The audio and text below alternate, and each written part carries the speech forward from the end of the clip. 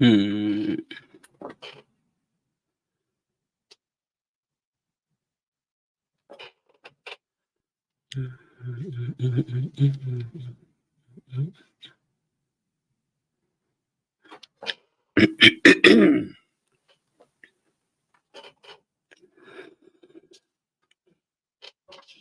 Well, waiting for John to join us. I'm not sure if he'll be hopping on or not, but I titled the live today Orange Man Bad. And I did so because I think it's funny whenever people try to, mock or deride individuals on the left by saying that all they have to say is Orange Man Bad, or they focus so much on Orange Man Bad.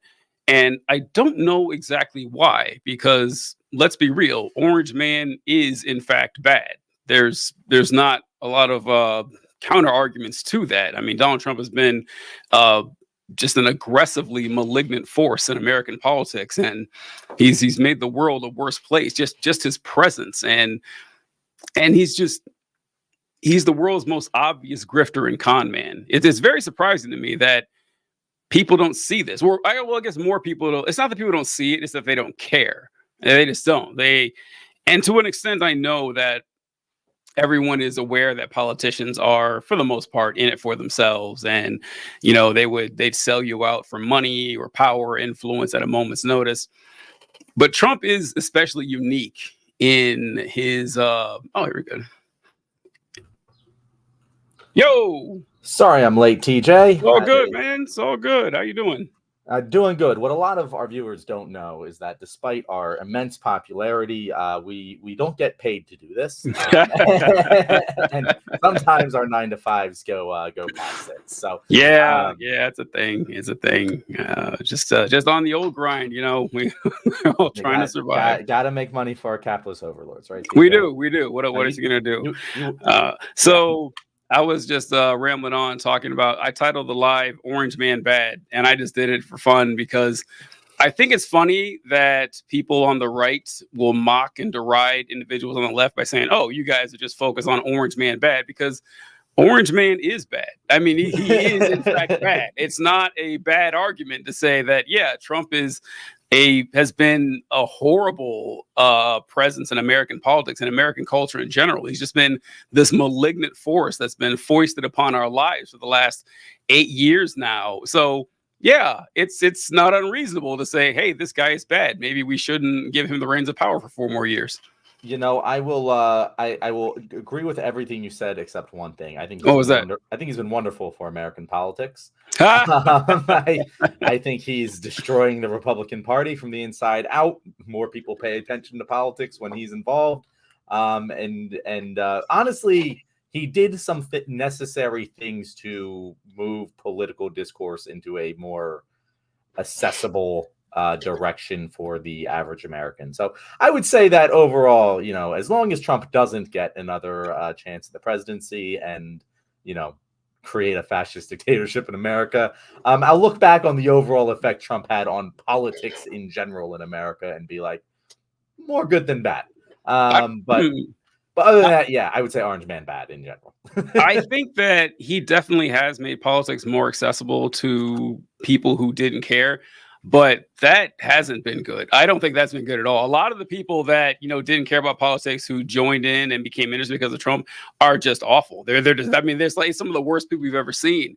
They even lack the decorum that you would have associated with a right-wing nut job just 5 or 10 years ago. Now they're just like, beasts just out there, cause. But it is true that he is slowly destroying the Republican Party. There's no denying that.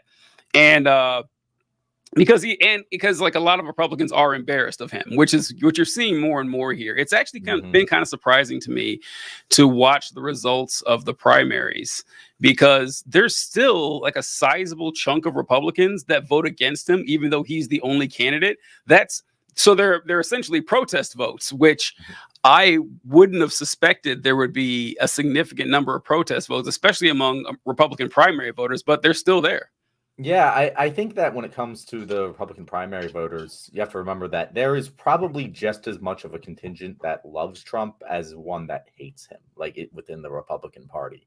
Now, which one of those sides is more powerful is pretty obvious. But when it comes to the standard voters on the ground, there is a sizable chunk that absolutely hate Trump. In the same way, there's a sizable chunk of leftists that absolutely hate Biden. I just think that with Biden, the people who hate him are on the farther fringes. And with Trump, the people who hate him are more centrist. And so you have a lot of, Reagan Republicans who aren't really down with the overt racism and just structural damage to the Republican Party who, they'll vote against Trump. That doesn't necessarily mean they have good policy or nothing, but from the perspective of maintaining the power of the party, they very much know what needs to be done to do that. And I think that's what the protest vote is about, more so than any particular policy point. Oh yeah. Although I have been seeing a lot of, I can barely use Twitter anymore. It is so bad. It's bad. But when I do go on Twitter, I get just the worst people. It's not even like Matt Walsh's anymore. It's just like random dude with a check mark. But I see a lot of opposition from pro-lifers to he's come out now and been a little more tepid on the abortion thing than at least what the pro-lifers wanted. And they're like, I can no longer in good conscience vote for Trump. I'm like, what are you talking about? Come on. What are you talking about? He'll do exactly, once he's in power, he'll do exactly what needs to be done. Let's not pretend you don't understand doublespeak now, guys. Come on. So you're right that there's a sect of the Republican Party that doesn't like the ugly and blatant overt racism that Trump represents. They prefer the covert racism. That's what they miss those days when you would say, instead of the Mexicans are rapists, you just say that we need to protect American jobs. Just put the right euphemism in. And it is that's one of the topics I had written down for possibly for tomorrow was Trump and his because I think it's fascinating. Trump and his announcement that one, he was against this law the Arizona Supreme Court ruling that instituted this 1864 abortion law, and also that he is against a federal abortion ban, which he's always kind of been that way. He kind of hinted toward it a little while ago, but he's always said he was against the federal abortion ban because he's not quite as insane as your baseline Republicans, which that's definitely a giant majority of the party. It is overwhelming. And it's been funny to me ever since the Republicans have been getting their asses kicked on this abortion thing, that the smart Republican politicians are out there saying that, well, we may have these pro-life views that, abortion is wrong, but if we want to win elections, we need to back policies that are a little bit more moderate, which is not going to make sense to Republican voters because they believe all abortions are murder. And you're out there saying some murders are fine. And that doesn't we have to murder babies in order to win elections is essentially what you're telling them. Yeah.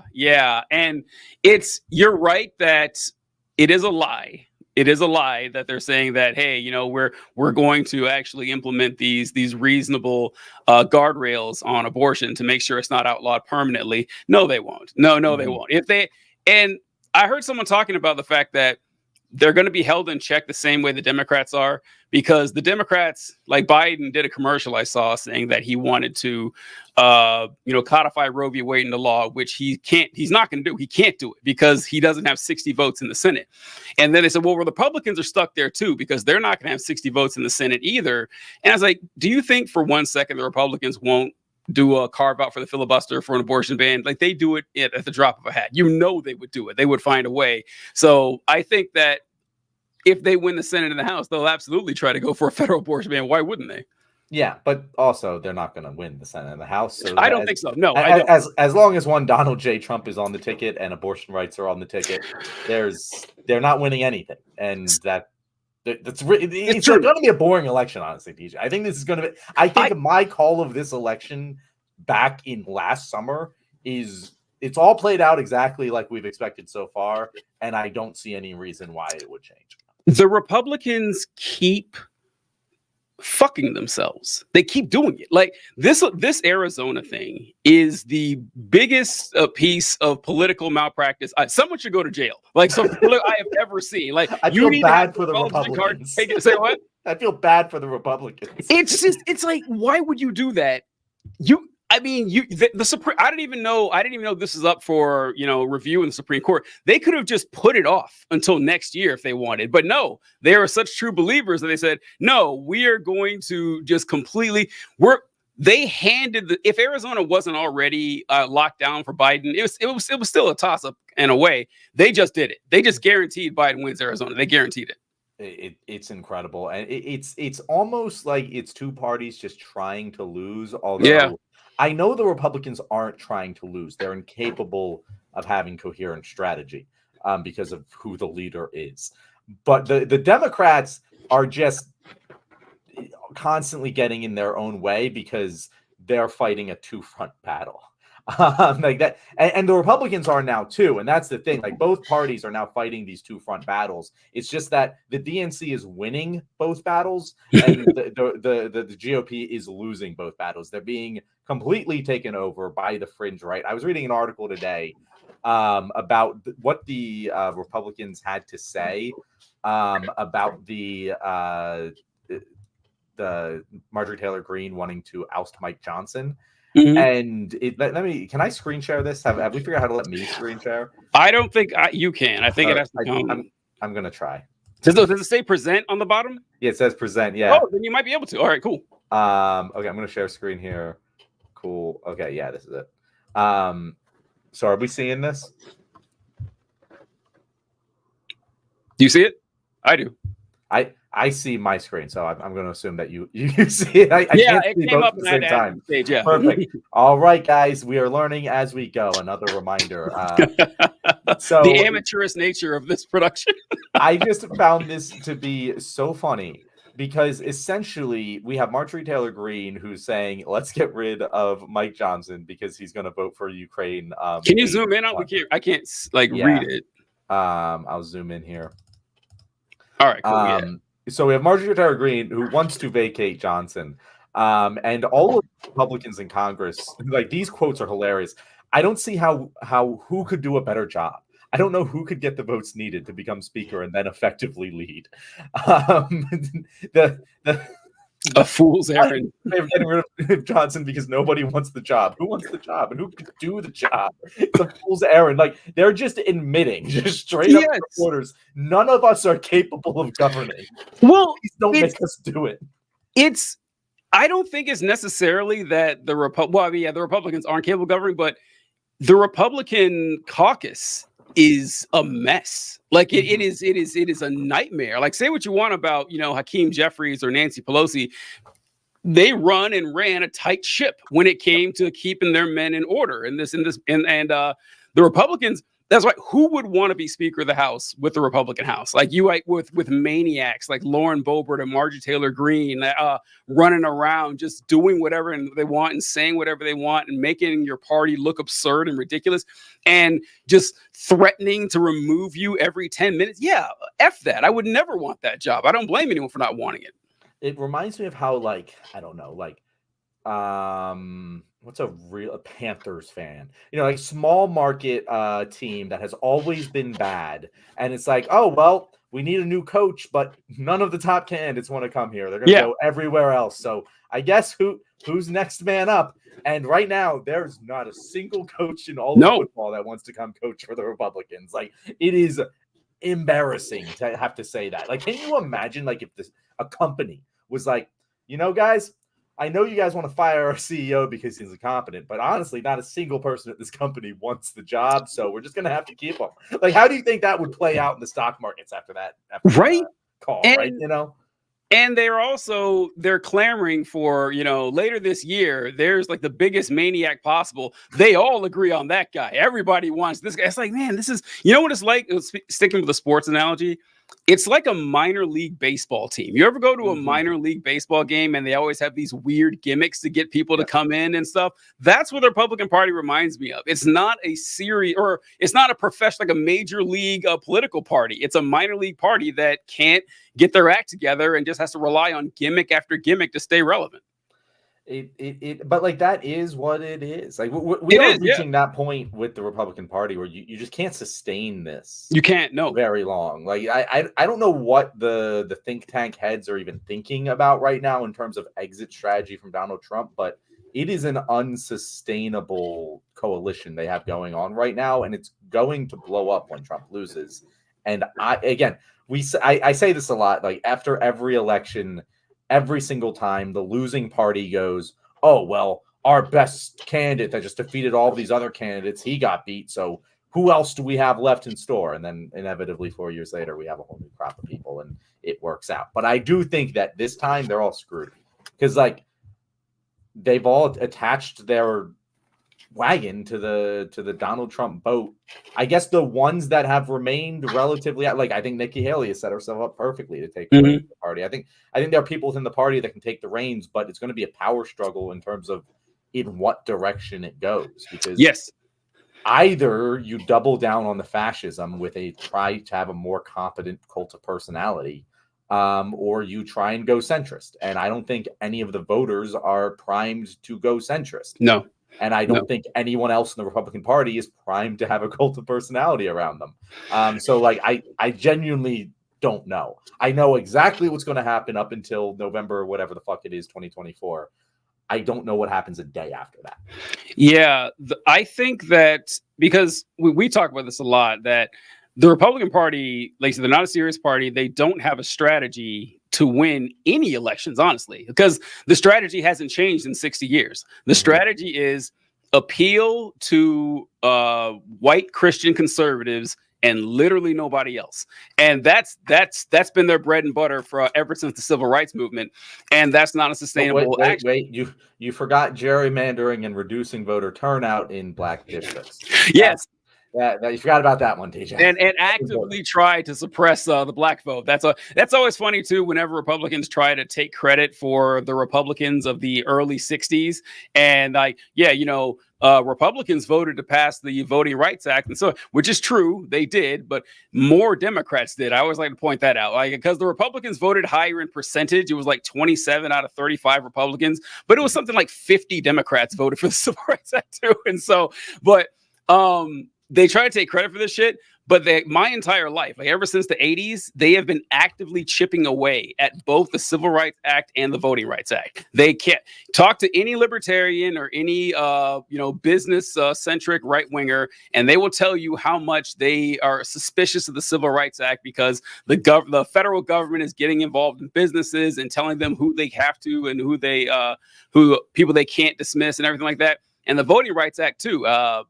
Justice Antonin Scalia was the architect of just stripping away over, I can't remember how many years. It was over like 4 or 6 years, something like that. 900 polling locations were shut down in the South because Antonin Scalia fought to overturn parts of the Civil Rights Act. And, you can guess where those voting locations were targeted at, trying to reduce the black vote. But anyway, yeah, they're focusing on white rural conservative voters, and also they make it a point to go out of their way to insult everybody else. Like they tell young people, you're stupid, you're dumb, you're lazy, you're entitled. Black people, you keep whining too much. Women, you should really know your place. And it's like, okay, why do you think these populations are voting against you? The populations that are actually growing, you're insulting them. This is not going to work. You're not going to be able to, get anybody in office in the next 20 years if you keep this up. They're going to have to change. If only Democrats would also stop insulting young people, maybe there would be a party of the future.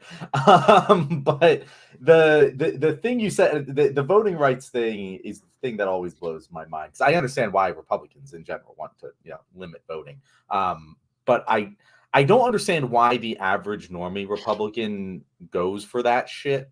And I just want to say offhand, it's one of the things that I always go to when people are like, show me one example of systemic inequality in America. I'm like, well, I live in an 85% white neighborhood in Philadelphia. I go to vote. I just kind of, whenever, I just go down the street to my voting place. I can walk there if I want to. I go in and out. It's never taken me more than 10 minutes. Meanwhile, in Athens, Georgia, there's 4, 5, 6 hour long wait times in the lines. And like, you're telling me that isn't just a pure example of systemic inequality? Like, what? I understand, like, okay, I might take 10 minutes, you might take 30, maybe even an hour, but like, there's no way you can tell me that making minority areas wait longer in line to vote isn't discriminatory. It's utterly insane. That, like, people don't just see that at face value and go, yeah, no, that doesn't make any sense. And it's one of two different things. The first is, like you said, they may have the experience where for them voting has always been real easy. You just walk in, you vote, you're out, in 5-10 minutes. And whenever people can say that's hard, they just don't believe them. Or second, whenever they do see, because they do, you watch the news and you'll see giant lines and everything. And then what they'll say is, well, listen, voting's very important. Like, if you were a real patriot, you wouldn't mind waiting 3 hours to vote. That's what they go to. It's like, okay, what are we doing here? Like, what are you talking about? And even when people like they're actively against making voting easier. They see it as an insult. Like, they like whenever like mail-in voting or early voting or drop by, they're against all of it. And they really do believe that it's like some noble thing that voting should be difficult for everybody else, not for you necessarily, but that they see it as some sort of badge of honor. Like, you're less of an American because you can't take 4 hours out of your workday to stand in line to vote.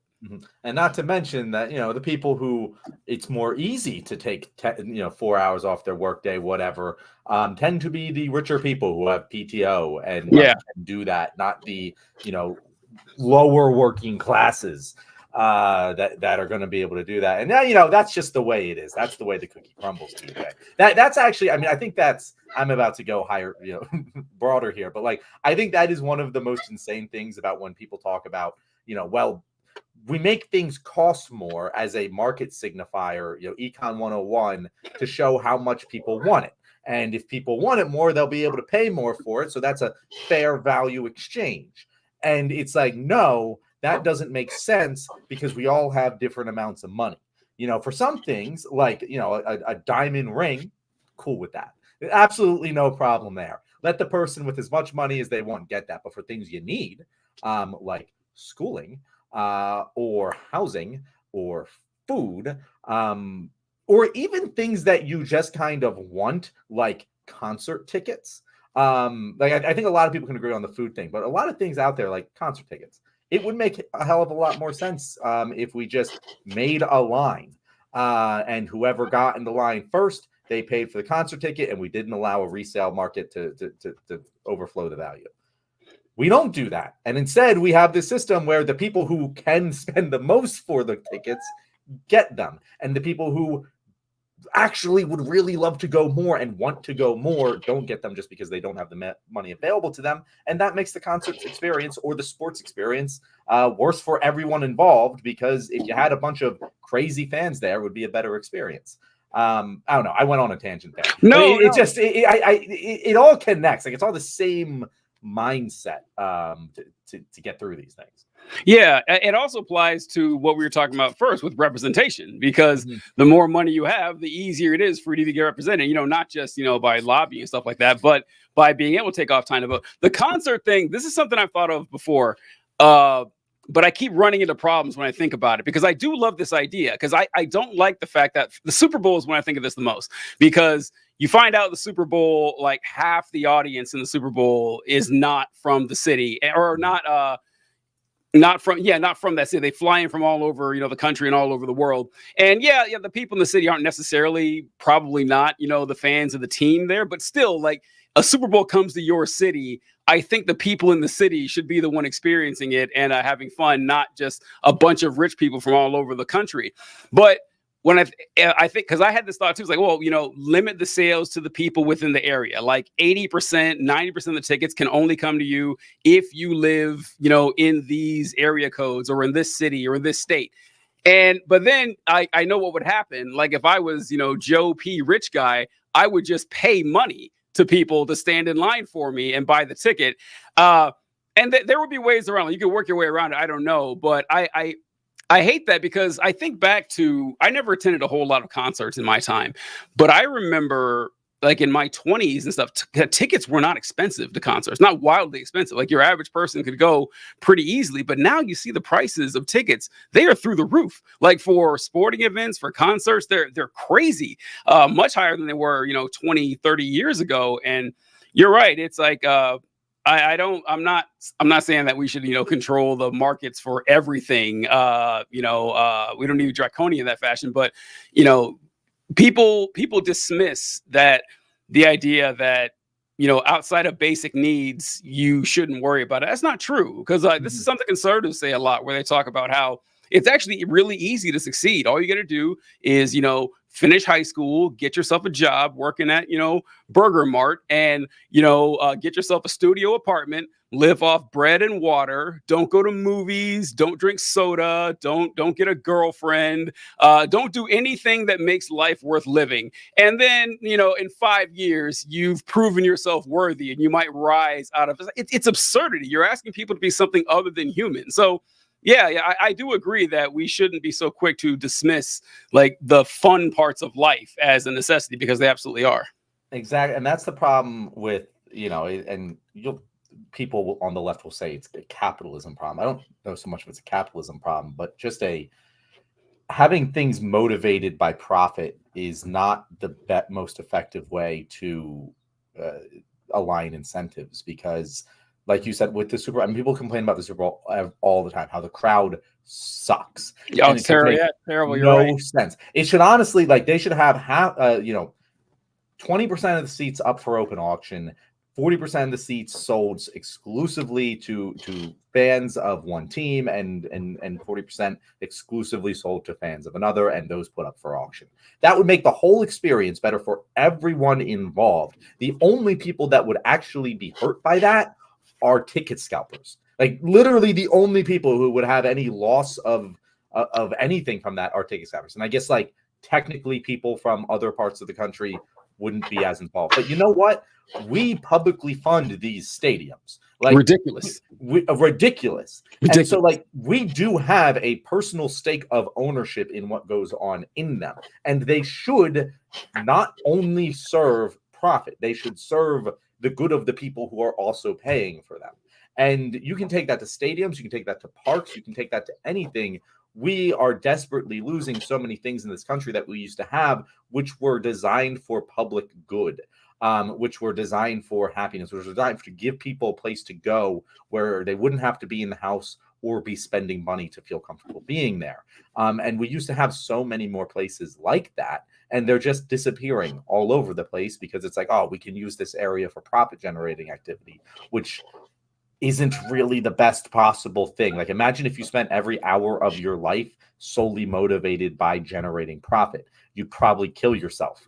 It would be terrible. It would not be a life worth living. There's more that humans need than that. It's the same argument for art majors. Yeah, you can make the argument that an art major isn't going to make as much money as a engineering major, and we might need engineers more than we need artists. But is that really true? I don't think artists have existed throughout all of human history, and we've never not had extreme demand for them. So, imagine your life without artists.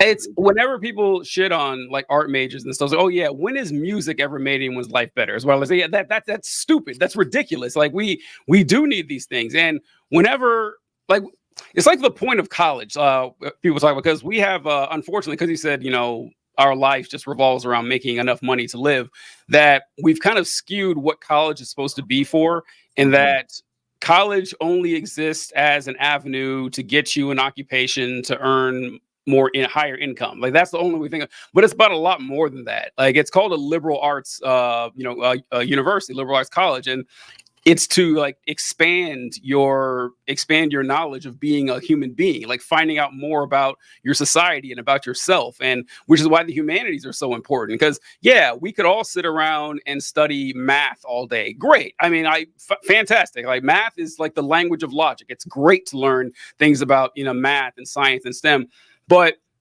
it doesn't help you connect to people very well. It's not gonna. We need people who are actually, pushing forward human advancement in, psychology and, different way, and sociology and different ways that human beings connect. Because once again, what's the point of being alive if you don't have people doing that? Yeah, and that's the thing that everyone always forgets about, and we wouldn't want that society. Like you actually pursued the type of society that these. I don't know how exactly to describe them. These brands of conservatives that are hyper, bottom line focused. Performative sociopaths. That's what they are. Yeah. Like if you were to actually structure society in that way, it would be miserable for 99% of the population.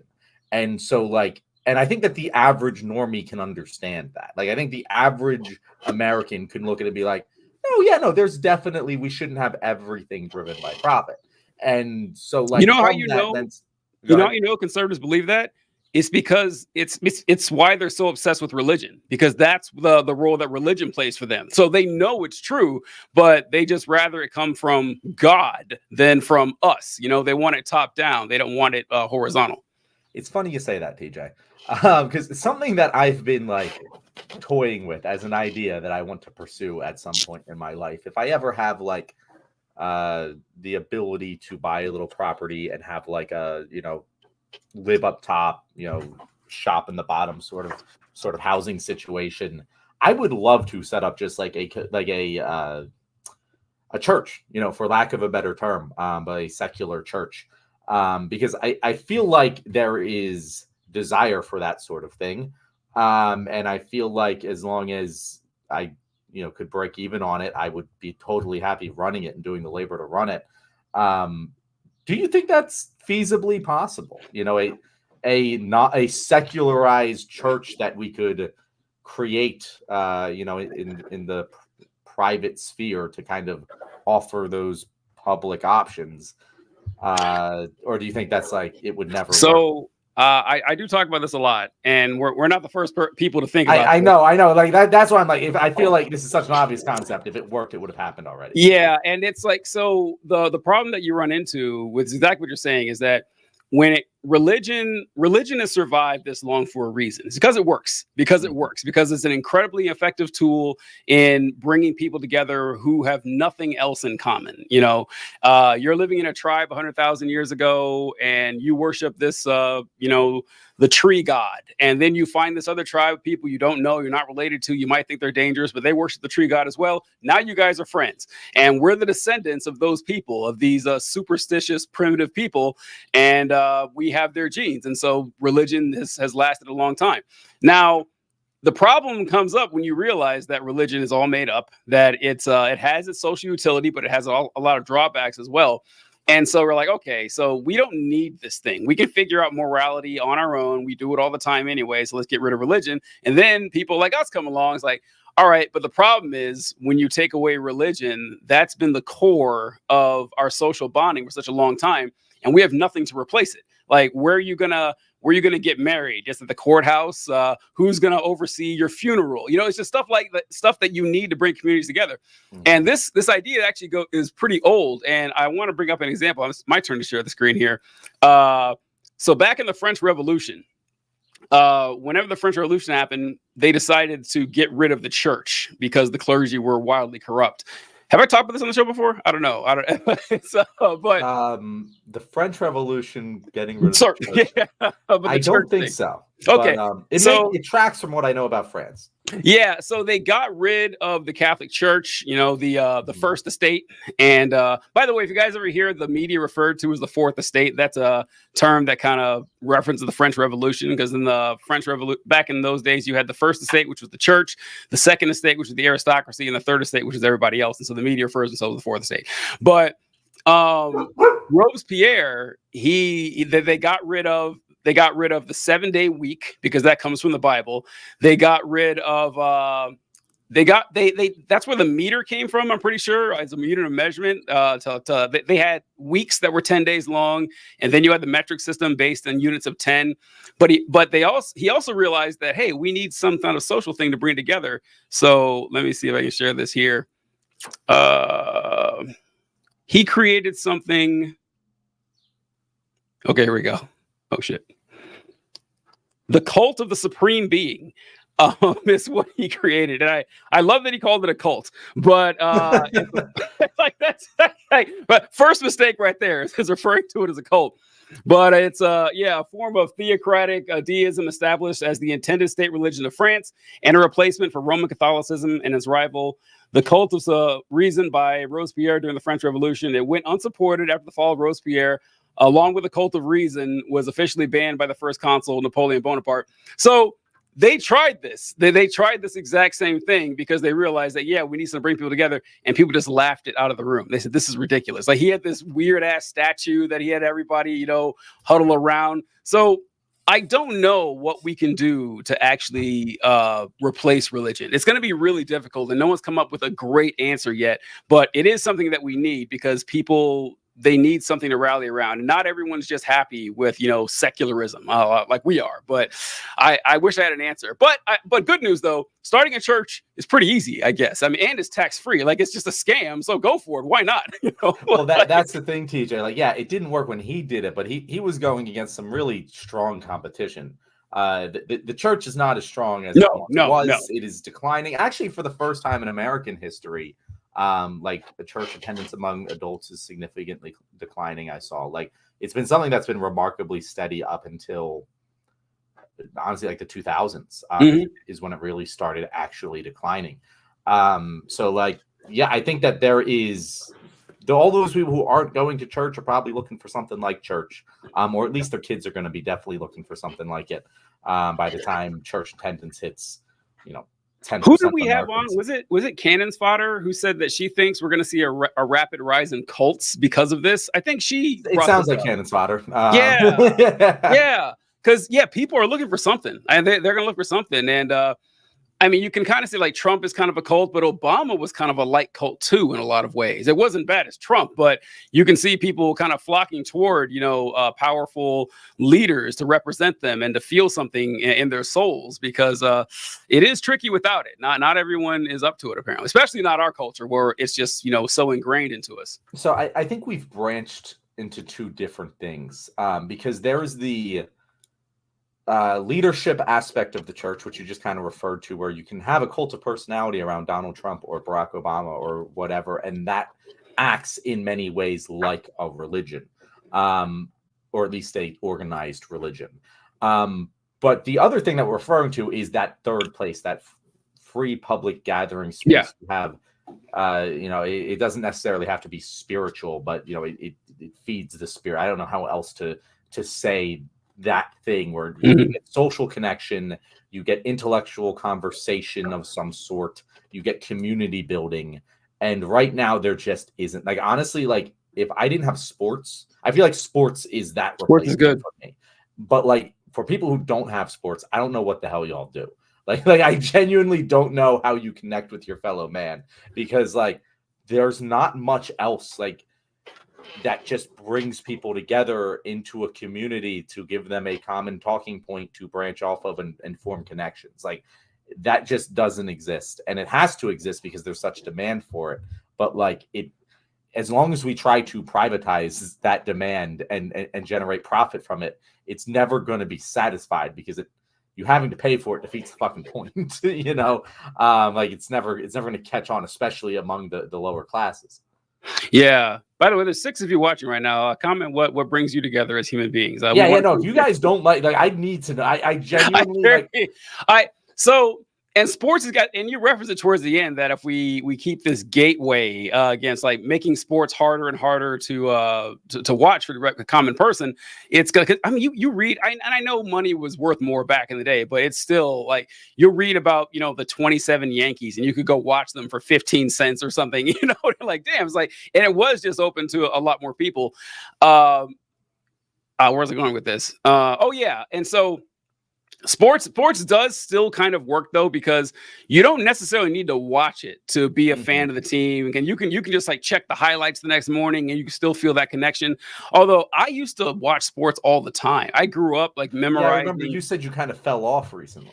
Yeah, and it was only because I stopped paying for cable. I got rid of cable years ago, and since then I just don't watch sports anymore. And my friends and my brother and my dad, they still do. And every once I'll get a text that's like, "Oh yeah, how about so and so for the Celtics?" I'm like, I don't even know that guy's name. Like I don't know what's going on. I have no clue. So I've kind of let go of sports, but I still enjoy it. Like I'll still check out like Shannon Sharp clips or something like that. And I don't know. And I still watch all these YouTube videos about sports, but I can only think I can't tell you about any player who played after 2015. I just don't know, what's going on. So, but for people like us though, we have found this community, with like politics and stuff, which is like people call it a religion and stuff. And in a way it kind of is, because we're trying to, make life better for people. And this is the venue we've chosen. And instead of worshiping a deity, we're kind of, putting our faith in humanity. So it's like humanism. It's not a religion, but it's close enough, I guess. Don't tell the Christians that. They love calling it a religion when it's not. Yeah, and it's the religious aspect. So like the religion and politics are hand in hand. But I do think that like the thing that you get from like political connection is very different than thing you get from religious connection. Like at least in political circles I've been in, it's very much focused on the politics. Like I don't like sit around. Like I remember going to mass as a kid, and you went to mass, and the father had his sermon and everything, and then everyone went to they hung out afterwards and talked and like had a social connection and everything. We're like, I don't know. I don't feel like that exists in political circles I've been around. Whether it's doing this, we're talking politics. Whether it's organizing in like my local communities and everything, we're talking about the organizing. Like it's very much less that you're getting that just pure social human interaction connection third place to just exist. At least in my experience. Maybe you had a different experience. Yeah, because I was gonna say, whenever I'm part of like an organizing event, I do feel very similar to how it was in churches, because there's a lot of planning and sitting around. Like, yeah, there's a lot of strategizing stuff, but it's a great way to meet people and to make friends in your community that you otherwise wouldn't. So I don't know, like maybe my experience, it has been at least similar enough that I can see that. But not everybody is just into politics. That's not going to work for everyone. That's the unfortunate thing. That's the thing the Catholic Church nailed, is that you just make the mass so boring that it's palatable to everyone. Like, it won't turn anyone off. You expect boring. That's what you're gonna get, and you'll never be disappointed. Yeah, the Protestants went the hellfire and brimstone route, and look, it was successful, but only for a few hundred years. Like that, you can only, and even like since I was a kid, like listening to Protestants and evangelicals now, they are soft as baby shit compared to what I saw growing up in the 90s and everything. Like every other sermon was about hell and how you were going to burn for it. They never talk about hell anymore. They just don't do it. Because it scares people away. It's incredibly off-putting. And they just see the numbers. Like you mentioned, like the numbers of the religiosity. I saw something just this morning, and I wish I could remember the numbers, but it was something like 28% of Americans say they have no religious affiliation whatsoever. It's kind of like doubled in the past 5 or 6 years or something like that. And it's only going to keep growing, which is back to Republicans I remember the Republicans. I forgot to mention this, that my prediction for the Republicans, in fact, it's not a prediction as much as it is the only possible consequence of what's going to happen, is that we're going to see a political realignment. Like that's going to happen. Like it has to happen. Like the last one we had was really in the 1960s with the civil rights movement. And where, beforehand you had black people started voting for the Democrats during the New Deal era. And it was kind of slowly, because they were all Republicans before that, and slowly going more and more towards Democrats until the nail in the coffin was the Civil Rights Act that Johnson supported. But the Republican Party cannot stay the the Southern Strategy Party. That is untenable. They will die, and they're not going to die, so they're going to adapt. They're going to first try the Nikki Haley route, but that's still way too close to what the party was, because once all the older white boomers die off, that's not even going to work. And it's going to have to do something. It'll stick with a lot of social conservatism, because we talked about before that the Republicans could get a lot of minority votes if they just dropped the racism. Like they would get a ton of minority votes if they just dropped the racism. But it's so much of a core part of their constituency that they can't let go of it. They're going to have to. Now, they can still be bigoted in a whole lot of other ways and still pick up a lot of, conservative minorities. And I think that's the route they're going to go. I don't know what else they can do to be, because Texas will eventually turn blue. It'll probably take 10 years, but it will, just by demographics. And so they're going to have to get those votes if the party wants to survive. It is interesting to speculate about what they would coalesce around, because I actually disagree that, like, if they just dropped the racism, they could get so many minorities, because the racism is so intertwined with so many of the other social, like the culture war shit. Like, I don't think that you're going to get enough people out of bed hating on trans people. Like, I don't think you're going to get enough people out of bed with any of the, like, you have to honestly lean into the more fiscal aspects of conservatism, I think, to get people on board if you're going to just drop the racism entirely. But, like, that's not the culture war shit people crave. And the culture war shit people crave, I don't know if it appeals to minorities if you just dropped the racism part of it. You know what I mean? Because, like, the ideological underpinning of it all is very anti-minority of any kind. And there's plenty of minorities that won't, like, they just won't see the need for solidarity, but, like, a lot of them will. And as long as you are, attacking some minority group, you're never going to get the majority of the minorities. It depends which minority it is, because, like, it worked for Muslims for years. And you don't need to get all, like you said, you don't need to get all the minorities. You just need to get a big enough chunk to keep your party alive. Because like now, so, like, for example, men vote red more than women do, and that applies across every racial group. Black men vote Republican more than black women. Now, it's only like 12% of black men, but they do more. And so there are things that you could, like, pick up. And once again, it could be a brand new issue that is not even on the table now. Like, trans issue wasn't on the table 5 years ago, but now it is. I mean, it could be just defending church and religion itself, or it could be being against feminism. Like, it could be a lot of things that they can still stick with. And not necessarily, I'm not saying they're going to get half the black vote or anything, but if you can get it up to 25%, that's going to be a huge chunk to help out, just to keep the party on life support a little bit longer. And then it could be an issue that, we aren't even thinking about, but they're going to have to do something. Like, it's going to have to change one way or the other. And I think, like, you hit it with the religion thing, but also what we just talked about in this show is that church attendance is declining. Yeah, it's true. And if you just think about this logically, like, defending church, that'll probably work for a couple generations. Few years. I can't imagine that my grandchildren are going to be in a world where religion is, like, or my grandchildren, but my great-grandchildren, I would wager that by the time my great-grandchildren are, like, just my age, that it'll be like, oh, you're religious? That's a weird thing to do. I don't think it'll take that long. Really, I don't know. It's been a thing that's been around for much of human history. I'm not going to bet against it. It's like betting against Patrick Mahomes. I'm not going to bet against it. No matter how bad the surrounding cast is, I will believe it when I see it, But it happened eventually. Well, yeah, I don't think... like, for example, like with your grandchildren or something, I don't think they'll live in a world where religion doesn't exist, but it'll probably be like Western Europe or Japan is with religion. Like, yeah, it's around, but no one gives a shit. Like, no one cares. Like, the churches are barren, they're empty. They still have, like, a cultural significance and everything, but no one takes it all that seriously. I was listening to a video just the other day about an evangelical guy who moved to, England, and he started going to churches in England, and his mind was blown at how unserious. It's not that they didn't take it seriously, but they approached it from a completely different angle than American Christians did, where they didn't, have, like, this bubbling hatred and this zeal for it. It's like, it was like a philosophical educational exercise. Like, oh yeah, this stuff was written all these years ago. People believed it, and this is how it, contributed to, our ancestors' lives. And it was just mind blowing to him. I think that's the world that, the next generation is going to be living in when it comes to religion in the United States, at least. It's actually coincidentally, I stepped in the shit of religious threads this week, specifically Christian threads.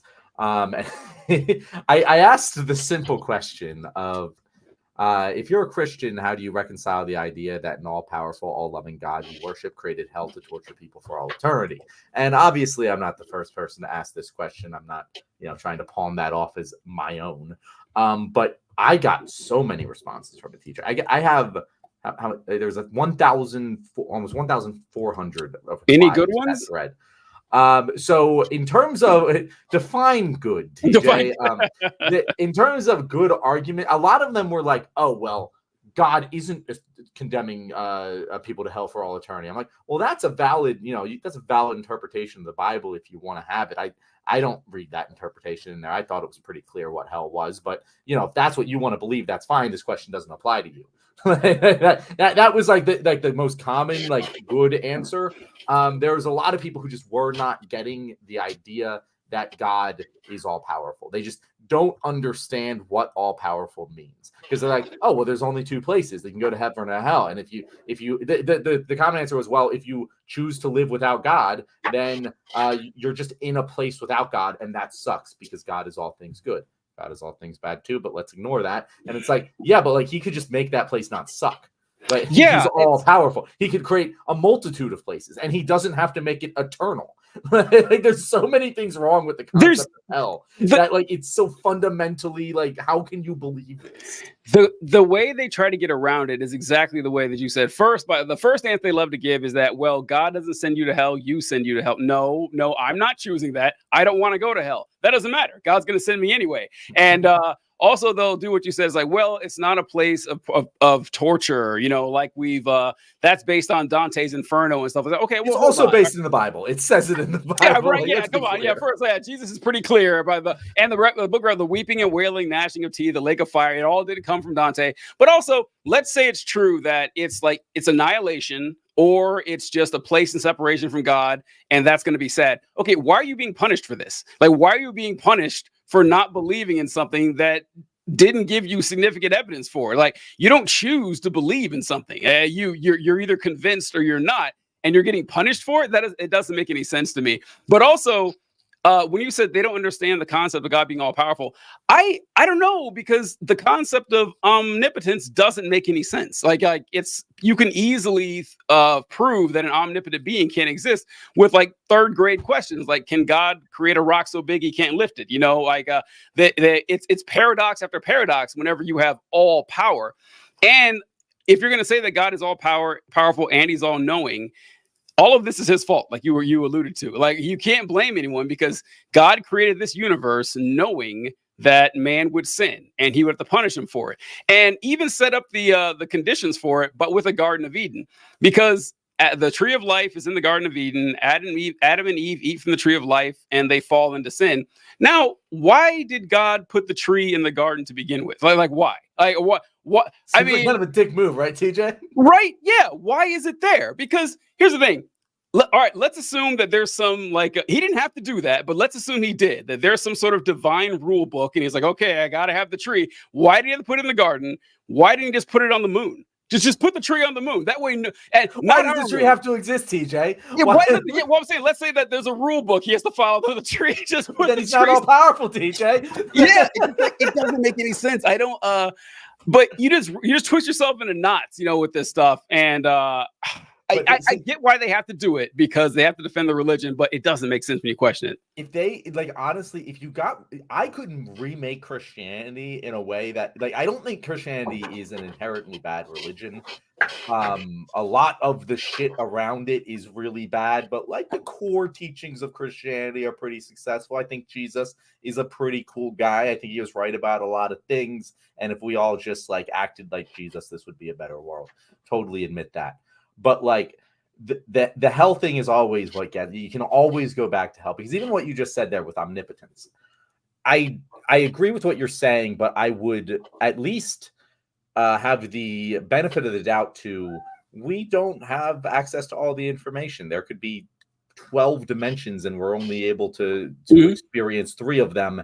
And so obviously we wouldn't be able to understand the 7th dimension that would make this possible, just in the same way a 2-dimensional being wouldn't be able to actually comprehend the 3rd dimension. Right. Like I can that's like when it's like, oh, it's Yeah. in mysterious ways, I buy that. Hell is what fucks them. Because if once you tie the mysterious ways back to we need to act on this information or else we're eternally damned, that doesn't make any. Why would a god not give us the information we need to avoid eternal torture? What all-loving God would do that? It doesn't make sense. You can have one of these things. You can have the all-powerful, you can have the omnipotent, you can have the all-loving. You can't have all 3 of them and have hell exist. It cannot happen. Or just human evil, honestly, or just like pain and suffering in the world that's like a tsunami killing hundreds of thousands of people, dying horrible deaths for they didn't do anything wrong. That's on God too. But it's funny you talk about that, because I do like to ask, well, okay, well, where is hell exactly? Well, where is it? How do you get there? Like, how does that happen? Like, explain the process of how your soul, by the way, prove that's real too. You've never been to CPAC, DJ? Say what? You've never been to CPAC? That's true. It would be like that. It's one of the circles of hell. But the extra dimension stuff is pretty, because it's true. Like if you guys look into string theory, they actually do propose there's either 11 or 12 dimensions that we know that, the spatial dimensions we have, and then time is like the 4th dimension. But like, if you had a 4th dimensional being try to contact us, we couldn't possibly understand. Like, I'm more than willing to grant that stuff, but those are just like assertions. You can't prove it one way or the other. And basing your whole belief system around this, I don't see the point. Just oh no, my cat unplugged my camera. Darn, Wolfie. Give me 1 second, John. Hold on. Yeah, you're good. I'll keep talking while you plug the camera back in. One of the things that I always hear when I talk about religion is, well, why can't you just live and let live? Why, these people, if people want to live a life of faith, that's on them. What's your problem with it? And it's like, I don't have a problem necessarily with living a life of faith, as long as it's an examined life of faith. Like if you examine this shit and you're like, at the end of the day, I choose to have faith because it gives me comfort and it's best for me to shape my life around. I acknowledge that it's irrational. I'm okay with that. I have actually no problem with that. What the problem I have is when people don't examine it and yet base their entire life on it. And they go, oh, well, this is just the truth. And you have to accept that this is the truth and this is my truth. And I'm not really going to think about it, but I'm going to live as if I have. And that I actually think is a very dangerous mindset that we just totally normalize because of religion. And it really could, like what I said about not understanding how like an all-powerful being can fundamentally change the systems that you think must be. It's the exact same fucking argument I have with goddamn liberals all the fucking time. Like it's just like, oh, well, have you considered that we could just change the voting system, or we don't have to live in a capitalist society, or like we don't have to do things the way we have been. We make the rules. What they're like, oh, well, you just of course people who are born here get to be Americans, and people who aren't born here, they have to wait in line. It's like, why? That doesn't explain to me fundamentally why. Build it from the ground up. And it always goes to, oh, well, that's just the way it is. Because I don't understand. I've never actually questioned whether the systems around me need to be the way they are, because it's just so common in our culture to just not do that, because forever a fundamental basis of our culture has been religion, where you're not supposed to question these things. And that is my little diatribe on why I argue about religion, because I think it's a lot more fundamental to a lot of the problems we have than it seemingly is. Yeah, they it's kind of like the joke about econ guys where they're like, whoa, you see this little graph here? This is why the poor should starve. Like, that's pretty much what it comes down to. Like, yeah, this is the rule. This is how it works. And religion. So it does annoy me when people have unjustified religious beliefs. It annoys me, but it doesn't make me angry. It's like, all right, fine. I have plenty of contradictory, unjustified beliefs too. Like, we're human beings. It's not. But something that major really bothers me, because then it leads you toward conspiratorial thinking in just, believing in giant things with no evidence at all. That's why you never see, like, whenever you see a flat earther or something, they're almost always religious. Like, it's always based on complete nonsense. I do have to disagree with you on one thing about Jesus, because I'm not such a big fan of really. That's because I'm a big fan of Jesus. No, so mostly I'm cool with Jesus. Like, mostly I'm cool, though. I just think his rep is a little higher than it should be, because first off, the concept of hell, that doesn't show up until Jesus shows up. Like, if the Old Testament has no concept of hell. That's fair. Yeah, Jesus was the one, those gentle Jesus, meek and mild, who brought about this whole eternal damnation thing. So, that's a strike against him. And he was also a racist. Yes, Jesus was a racist. And I use do you remember the story? I haven't heard this. No. Do you remember the story when I think it's a Phoenician woman comes up to Jesus and she asks him for help, and she asks him, she says, "Hey, my daughter is possessed by a demon. Could you come, help my daughter?" And Jesus says, "Listen, bitch." He said, it's a direct quote from the Bible. Well, it pretty much is. I said that for a reason, because what Jesus tells her is, it is not fit for the father to give his children's food to the dogs. That's what he tells her when she asks him for help.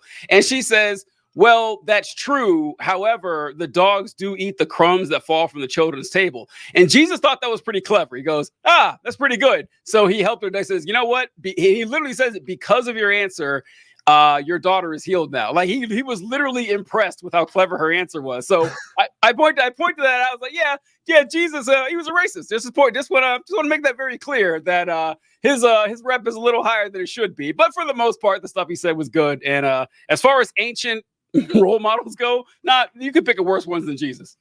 I'll give you that. I gotta read more into this. It was a Canaanite, not a Phoenician. Okay, okay, all right. But okay, Jesus was a racist. Okay. Hey, no one's perfect, right? I feel like there was just one really racist, like, ancient Jew who was just like, we got to stick it to the Canaanite dogs. We got to keep this one in here, guys. There's a lot of it in there. Like, the story of the Good Samaritan is oddly an anti-racist story. It's also a story Jesus told, because the Samaritans were looked down upon by the Hebrews, as half-breeds and stuff. So I guess he was cool with the Samaritans. The rest of the whatever. But anyway, we ran over the show. We gotta. What are we gonna do? So let's discuss what we're talking about tomorrow, TJ. So do you have? I wrote down 4 topics. Because I just. Do you have any at hand? I don't know which ones. I had two that I wanted to talk about. All right. But my first I wanted to talk about was Biden went on Univision and did an interview where he said he plans to use executive order to limit asylum seekers and stop them from crossing the border. Damn, I didn't hear about that. Yeah, or he's considering doing that, which I was the quotes from this, like, very short article are just like, oh shit, these are all the things he's been saying he couldn't do to forgive student loans or have universal health care or anything. But so I think there's just a lot of jumping off points for that. And then the other one I had was the meltdown with Mike Johnson, and we talked about it briefly. I like that one. I love that. That can just be a recurring segment every week, right? It's always something great. So Arizona abortion, I feel like we got to talk about that one. Yeah, I think that's a good one. And I had also Trump and abortion, but I feel like that can be the same topic. Trump and abortion. Yeah.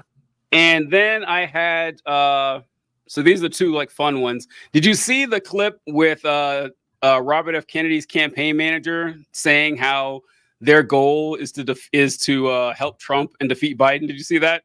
I have not seen that. Yeah, there's a video. So she's talking to this room full of Kennedy supporters, and she says, "All right, so everyone here's a Trump fan, right?" And they all start clapping and everything. It's like, yeah, so our goal, like our North Star, is to take votes away from us. She like says it out loud, and so I think that'd be a pretty good clip. Kennedy anti-Biden, and then I saw that Trump's properties were seized. I don't know if we want to talk about that one, but like he lost his what was it? His wasn't a bail bond, his bond or whatever. And so they're going to start seizing it. It came out like 30 minutes before we started the show. Oh, and so I thought, yeah, that'd be a pretty good one because that's just funny. I just let myself. that one's funny. I just don't know how much more I have to say about it. Other than, Yeah, yeah. You know, so if it were up to me, I would do the abortion thing as one topic that could probably easily split into two. And Kennedy. The Kennedy one, yeah, that sounds. That's just a wild clip. Like it's so wild that they come right out and said it. I just I thought they'd be pretty good. So all right, who do we have tomorrow as a guest? We have what was his name? It's Liz's boyfriend. Okay, I never met him. He has an actual name. He has a name, and is an influencer of his own right. He has a similar following to me. Oh, that's why funny. Liz's boyfriend. He has a name. Hold on. It's like RH or RJ or something, but I feel like he has a more common screen name that I wasn't looking at when I was talking to him. Hold on. Stupid Meta logging me off, not letting me get back on. Well, you know what? You guys will find out tomorrow. I think it'll be a mystery. It'll be good. I'm sorry. It's not R. Oh wait, okay. It is RH, but the username is iDef Overthink. I like it. I like him already. Yeah. He's a teacher. Cool. Good stuff. All right, cool. But yeah, so he's going to be our guest. We'll be discussing those topics. If you're still watching this, thank you very much. Make sure to be here tomorrow at 6:00. We'll be live once again. Thank you all for being here and have a good day. Later, folks.